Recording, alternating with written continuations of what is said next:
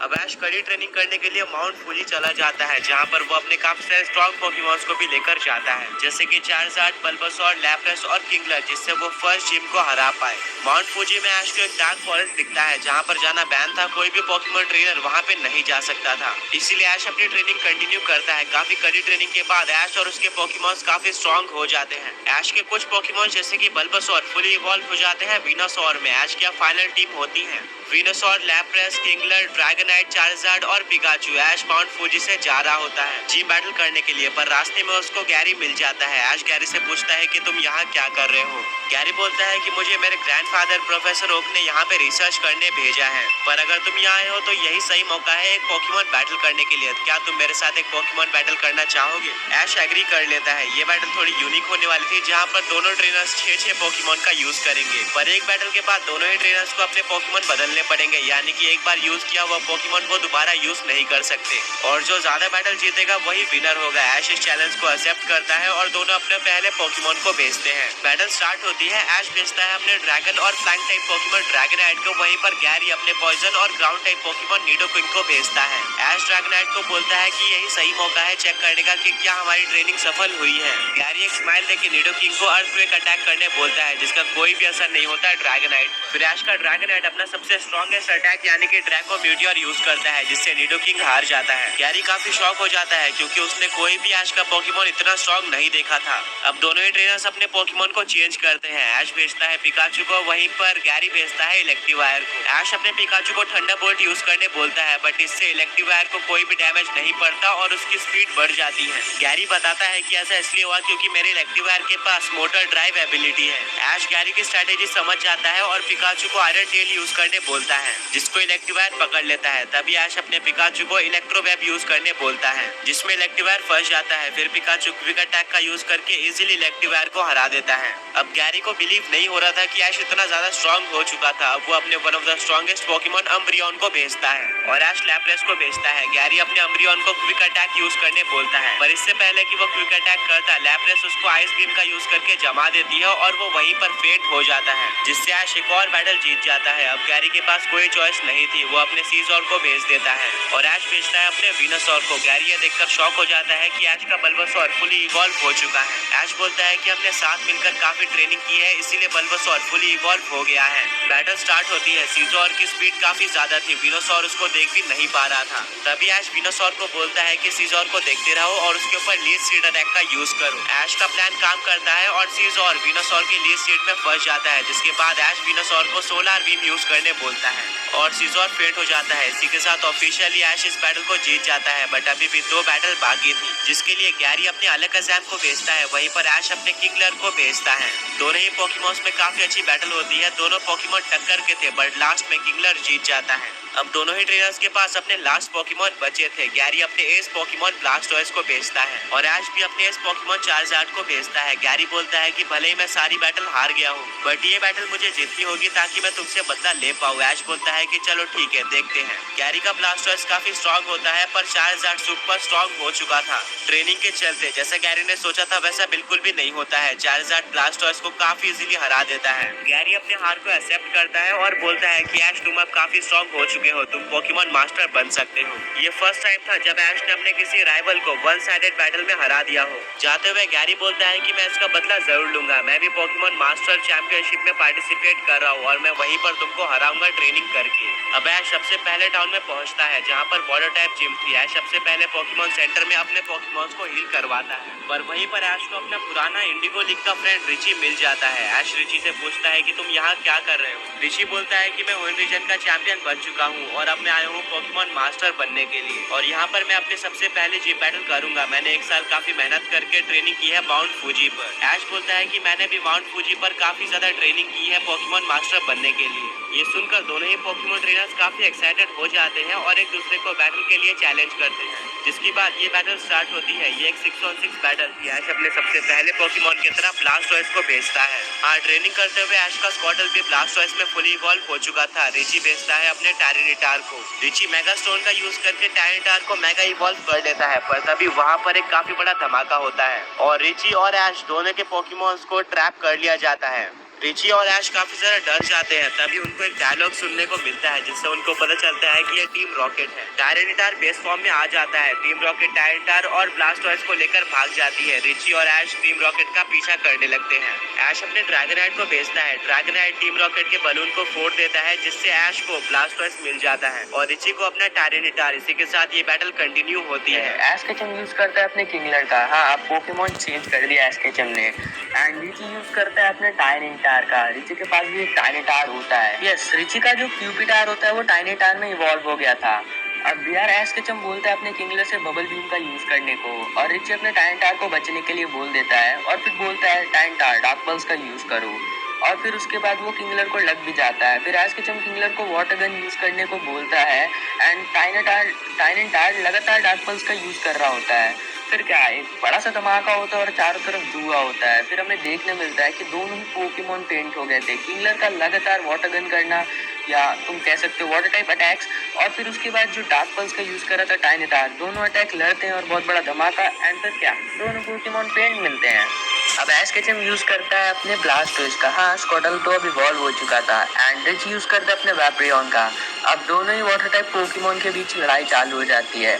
एश Blastoise को hydro pump use करने को बोलता है और फिर रिची अपने वैपरियन को आइस बीम यूज करने को बोल देता है जिससे ब्लास्टोइस का अटैक पूरा बेकार हो जाता है क्योंकि यार जो हाइड्रो पंप होता है उस पर आइस बीम चल जाता है और वो आइस में कन्वर्ट हो जाता है, तो उस हाइड्रो पंप का कोई मतलब ही नहीं बनता। अब एश केचम ब्लास्टोइस को फिर से हाइड्रो पंप का यूज करने को बोलता है एंड ये देख के रिची भी वैपरियन को हाइड्रो पंप यूज करने को बोलता है। अब दोनों पोकेमोन लगातार हाइड्रो पंप का यूज किए जा रहे थे और करते करते दोनों पोकेमोन काफी ज्यादा थक जाते हैं एंड थकने के बाद दोनों ही साथ में पेंट हो जाते हैं। तो तुम देख ही सकते हो यार कितने टक्कर की बैटल हुई थी इन दोनों पोकेमोन के बीच में। अब दोनों ही ट्रेनर अपना अपना पोकेमोन चेंज करते हैं एंड एश केचम यूज करता है अपने पीकाचू का एंड रिची यूज करता है अपने रोज का यानी टेलो का। एश केचम अपने पीकाचू को क्विक अटैक यूज करने को बोलता है, तभी रिची अपने टेलो को फ्लाई करने को बोल देता है। एश ये देख के काफी ज्यादा शॉक हो जाता है कि मतलब इतनी जल्दी कितना बढ़िया अटैक यूज किया था। अब एश केचम भी रिची को काफी ज्यादा शॉक करना चाहता था, इसलिए एश अपने पीकाचू को थंडरबोल्ट का यूज करने को बोलता है। तब रिची टेलो को बचने के लिए बोलता है एंड तभी जब तक टेलो बचता है एश केचम क्विक अटैक का यूज करने को बोल देता है अपने पीकाचू को। इसकी वजह से रिची एंड टेलो थोड़ा देर के लिए कंफ्यूज हो जाते हैं एंड मौका देखते हैं एश केचम का पीकाचू एक आयरन टेल का यूज कर देता है और फिर क्या, टेलो को लगती है बहुत जोर से और टेलो का काम भी तमाम हो जाता है। अब यार रिची यूज करता है अपने राइचू का। हाँ, स्पार्की उसका राइचू में इवॉल्व हो चुका था। उसने अपने पीकाचू का नाम प्यार से स्पार्की रखा था जो कि अब राइचू में इवॉल्व हो चुका है। तो अब हमें काफी शानदार बैटल देखने मिलने वाली है राइचू वर्सेस पीकाचू में। तो यार एश केचम को पता था कि जो उसका पीकाचू है वो राइचू के सामने ज्यादा टिक नहीं पाएगा, मतलब उसके सामने टिकना काफी ज्यादा मुश्किल था। तो एश केचम उसे क्विक अटैक यूज करने को बोलता है और फिर उसके बाद रिची अपने राइचू को बोलता है थंडर शॉक का यूज करने को, बट उसका थंडर शॉक हर बार मिस हो जाता है क्योंकि एश केचम का पीकाचू काफी ज्यादा फास्ट था और उसका क्विक अटैक तो भाई ऑसम है। और फिर मौका देखते ही एश केचम बाजी मार लेता है। एश केचम अपने पीकाचू को जी मूव करने को बोल देता है और जब वो लोग जी मूव करते हैं उतने देर में यार फिर राइचू ज्यादा कुछ कर नहीं पाता है और फिर क्या, जी मूव होता है, राइचू का काम तमाम हो जाता है। बट यार अभी मैच यहीं पे खत्म नहीं हुआ।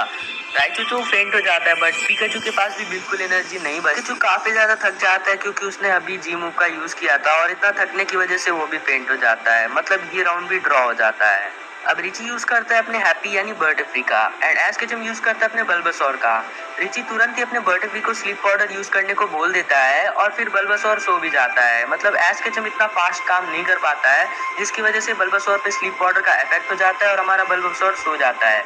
और फिर क्या, बटरफ्री उस पर धमाकेदार टैकल बजाता है और हमारे बल्बासोर का गेम ओवर हो जाता है। अब एश केचम अपना नेक्स्ट पोकेमोन यूज ही करने वाला होता है तभी वहाँ पे पिजियोट उड़ता हुआ आ जाता है एंड ये देख के एश केचम काफी ज्यादा खुश हो जाता है कि इतने दिनों बाद पिजियोट, और पिजियोट यहाँ पे कैसे आया। यार काफी ज्यादा शॉक भी हो जाता है एश केचम एंड साथ ही में खुशी भी होता है और उसको गले से लगा लेता है।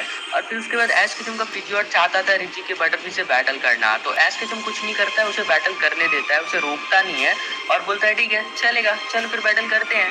एंड फिर उसके बाद यार बटरफ्री फिर से यूज करती है स्लीप पाउडर का, बट इस बार तुम्हें तो पता ही है एश केचम जान चुका था सब कुछ, तो इस बार एश केचम ने पिजियोटो को गस्ट अटैक करने को बोलता है जिससे जो उसका स्लीप पाउडर होता है ना वो उसी पे चला जाए। बट बटरफ्री काफी ज्यादा फास्ट होती है जिस वजह से वो बच जाती है। फिर उसके बाद दोनों ही पोकेमोन काफी देर तक लड़ाई करते हैं, दोनों ही गस्ट अटैक का यूज करते हैं और करते करते दोनों पोकेमोन थक जाते हैं, दोनों ही पोकेमोन फेंट हो जाते हैं। अब दोनों ही ट्रेनर्स के पास उनका लास्ट पोकेमोन बचा हुआ होता है। एश केचम यूज करता है अपने चार्जार्ड का एंड रिची यूज करता है अपने जिप्पो का, जो कि अब चार्जार्ड बन चुका था। पहले वो एक चार्मेंडर था, वो इवॉल्व होकर चार्जार्ड बन चुका था।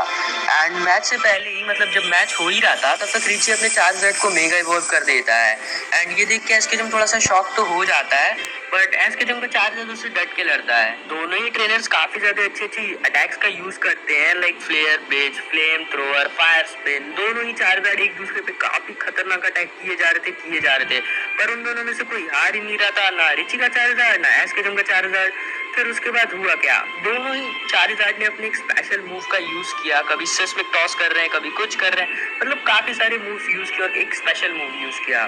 फिर एक काफी बड़ा धमाका होता है चारों तरफ, और धमाका हटने के बाद हमें पता चलता है कि एश केचम का जो चार्जर है, हाँ भाई हार गया बेचारा। एंड जो रिची का चार्जर होता है वो तो जीत जाता है, एंड रिची काफी ज्यादा खुश हो जाता है जीतने के बाद। और फिर उसके बाद एश केचम से वो हाथ मिलाता है और फिर चला जाता है।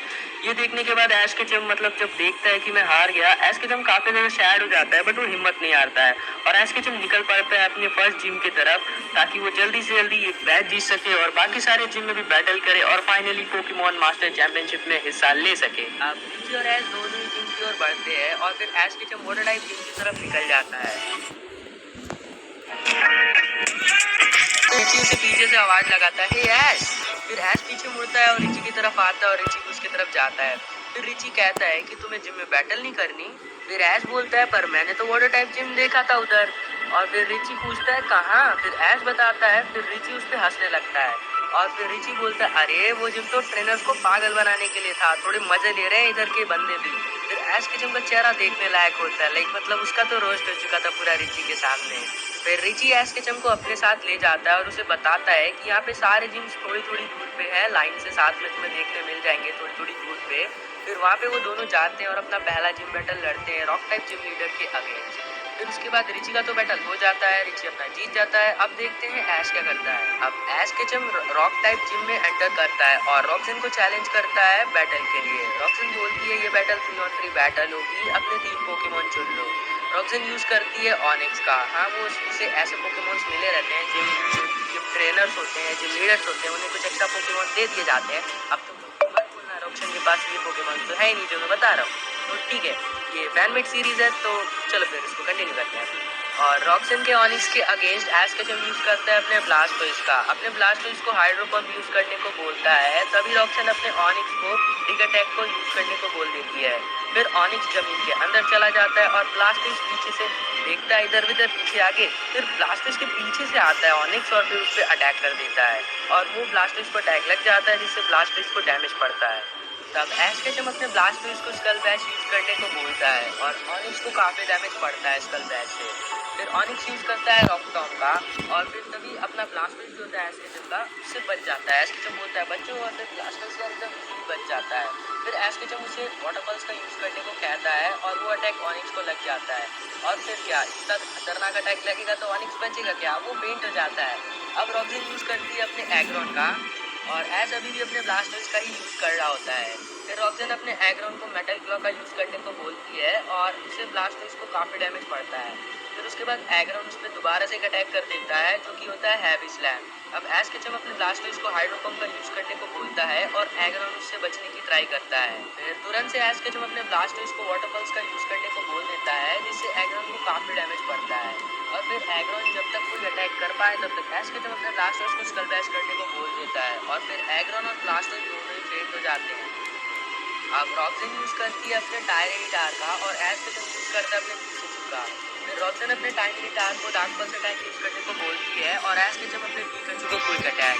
फिर उसके बाद डार्क पल्स तो मिस हो जाता है टायरनी टार का क्विक अटैक की वजह से और एश अपने पिकाचू को आयरन टेल का यूज करने को बोल देता है। खतरनाक झटका जब लगता है टायरनी टार को, टायरनी टार फेंट हो जाता है। अब एश केचम अपना पहला जिम बैटल जीत जाता है और काफी ज्यादा खुश हो जाता है। फिर रॉक्सिन आती है और एश केचम को एप्रिशिएट करती है और उसे देती है उसका पहला बैच, यानी रॉक टाइप जिम मेडल का बैच, जिसका नाम होता है स्टेलगेमाइट बैच।